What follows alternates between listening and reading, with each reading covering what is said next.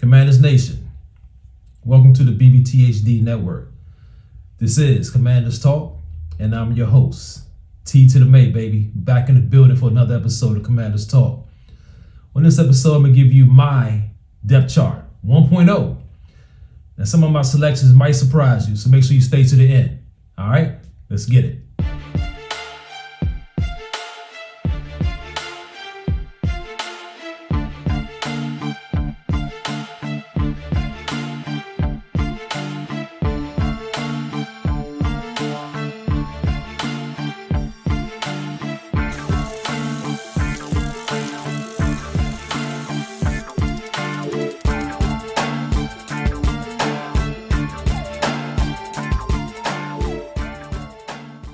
All right, Nation, let's get into it.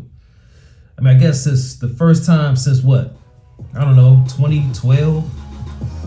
The Commanders and the fans, we haven't had to worry about the quarterback. Man, we have a quarterback. Don't that feel good? A franchise quarterback. It's been a long time, but we got one. Jaydendaniels, he's the real deal. If you don't know by now, you better ask somebody, baby. He's the real deal. So obviously, he's my starter, backed up by Marcus Mariota, who actually balled out when he needed to. Mariota has a couple big games for us, so he's the obvious backup. So we're gonna skip right on to the running back position. The running backs, of course, I have Brian Robinson Jr. and Austin Eckler, my two starters, thunder and lightning type deal. But maybe Adam Peters will address the running back position in the draft. No disrespect to Brian Robinson, man. He had a pretty good season. He started off strong. He kind of fell off it towards the end, but he had a pretty good season, man.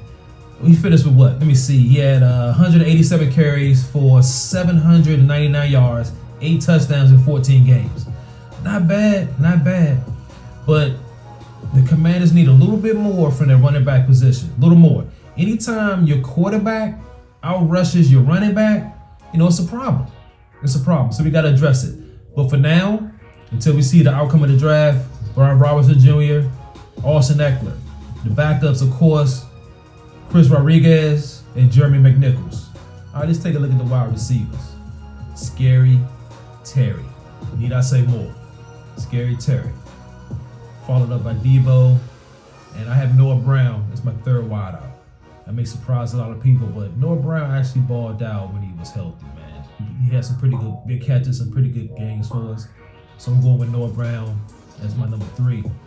Scary Terry, I'm expecting another 1,000-yard season from him and at least 10 touchdowns. Man, Scary Terry balled out last year. I'm expecting another year like that. I think he shut down his critics, man, who thought he wasn't a true number 1. Terry's a number 1, baby. Believe it. Believe it. Next up, Debo. Man, I'm predicting a big season from Debo as well. I'm thinking Debo's gonna get us 1,000 yards as well, and probably about 7 to 8 touchdowns. Debo, you see the videos. Debo been posting up the workout videos. Debo's looking good, man. I think they're gonna take Debo back to when he was balling out for the 49ers. I think that's the direction we're gonna go with him. I think Debo's gonna be big this year. Kingsbury gonna be in his bag with Debo, man. I'm telling you. Next, Noah Brown. He say he's 100% healthy. 100%. That's got to be a little scary for most people that had them 3 dudes on the field. I think Noah Brown's going to have a decent season. I'm thinking maybe about 500 yards, about 5 or 6 touchdowns. He's going to be solid for us at the number 3 spot. The backups, I got Michael Gallup coming in. He got something to prove. I think he still got a little bit in the tank too. I really do. Christian McCaffrey. Now, I'm hoping Christian McCaffrey will actually ball out and actually supplant Noah Brown as the number 3. That's what I'm hoping. But for right now, I got him as a backup. Let's talk about them tight ends. I have Zach Ertz as my starter. Ertz had a huge year last year. He balled out, man. He balled out. I'm expecting the same type of production from him that he had last year. Thinking about 600 yards, and I think he's going to be in the end zone a lot. I'm giving him about 8 touchdowns this season. I'm expecting about 8 TDs, man. We'll see what happens. Zach Ertz's PFF grade last season was 64.2. I thought it'd be a little bit higher than that, but that's not too bad for a guy of his age. And he was ranked 25th out of 37 tight ends. PFF, I mean, come on, man. PFF be tripping sometime, but I think my man Zach Ertz had a much better season than what PFF sees. My backups is, of course, John Bates. They just paid him, brought him back. I think he's one of the best blocking tight ends in the game today. And then we have my man, Big Ben Sinnott. I think he's going to supplant Ertz at some point, maybe this year or maybe towards the end of the year. I don't know. But I think he is going to show why they drafted him last year. I think Big Ben is going to have a good season this year. So let's move on to the O-line. Exterior and O-line, I have, of course, Laramie Tunsil. Of course, he's a left tackle. Come on, man. Come on, stop playing. And for the right tackle, I put Brandon Coleman on that side. Laramie Tunsil, I feel, who's got to be one of the top 6 left tackles in the game today. Hell of a trade by AP, man. That was a good move to get him. You got to protect 5 at all costs. I keep telling people, you have to protect 5, no matter what.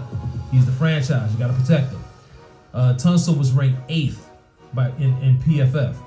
I had him at 6th. They had him at 8th. That's close.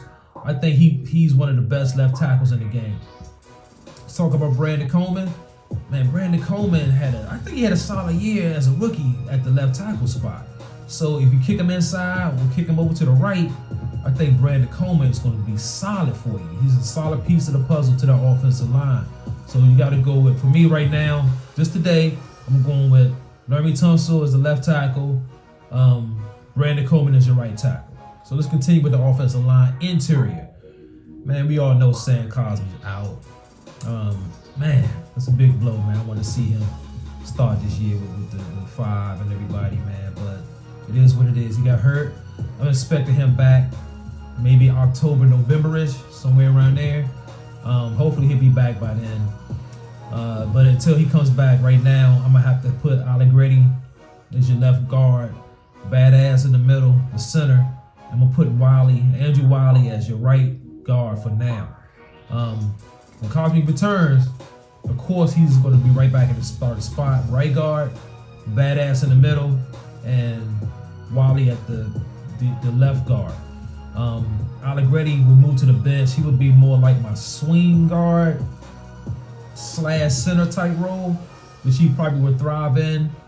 So for the starters, the offensive line, I'm going to have Tunsil, Wiley, badass in the middle, Cosmi, and Brandon Coleman at the right tackle. All right, let's talk about that defense.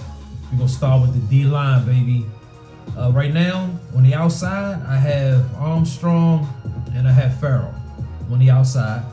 I'm hoping AP will address the edge position in the draft, but for right now, I'm going with Armstrong and Farrell.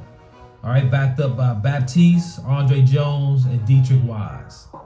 Okay, the interior, of course, you got to put Javon Kinlaw out there. You just paid him, along with Deron Payne.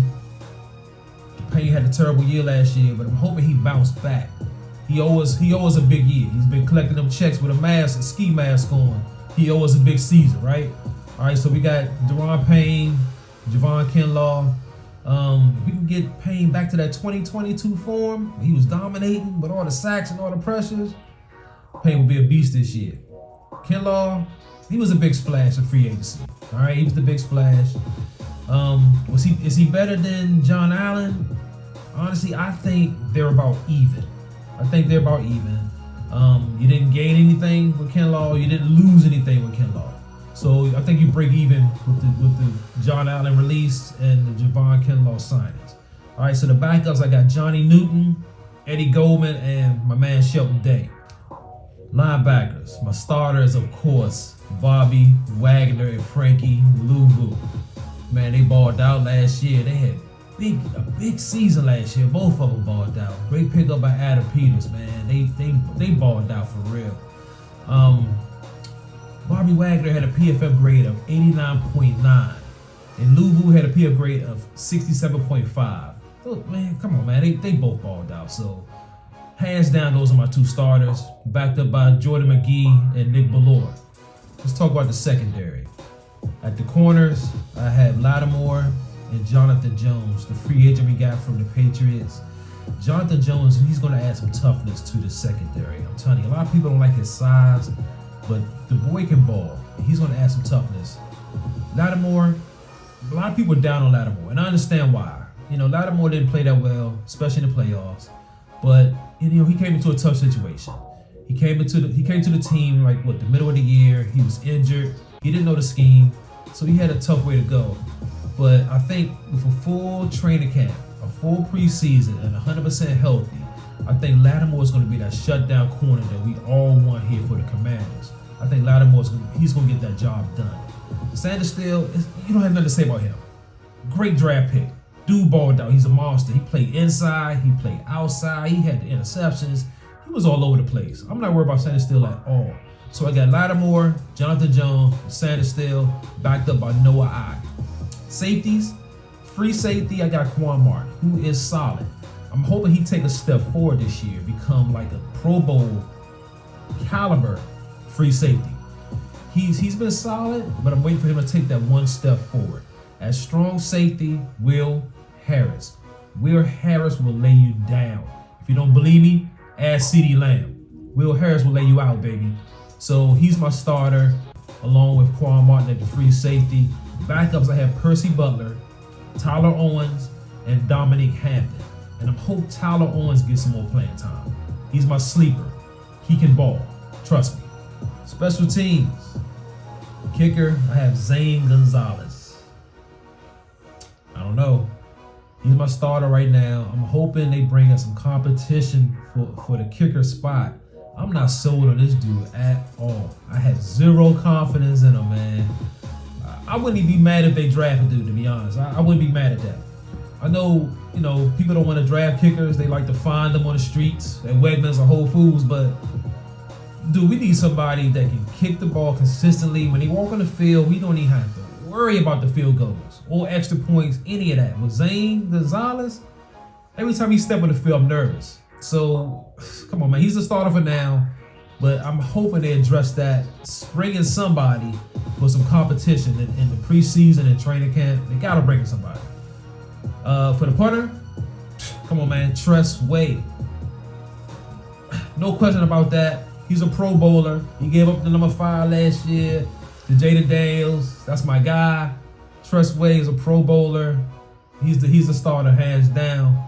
The long snapper, I have Tyler Ott. He was pretty solid last year.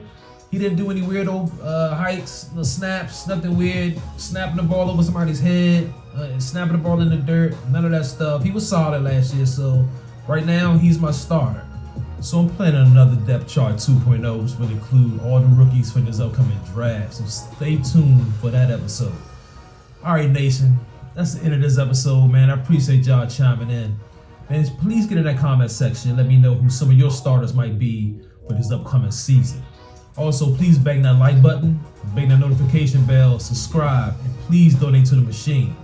If you made it to the end of this episode, I owe you a drink, baby. Salute.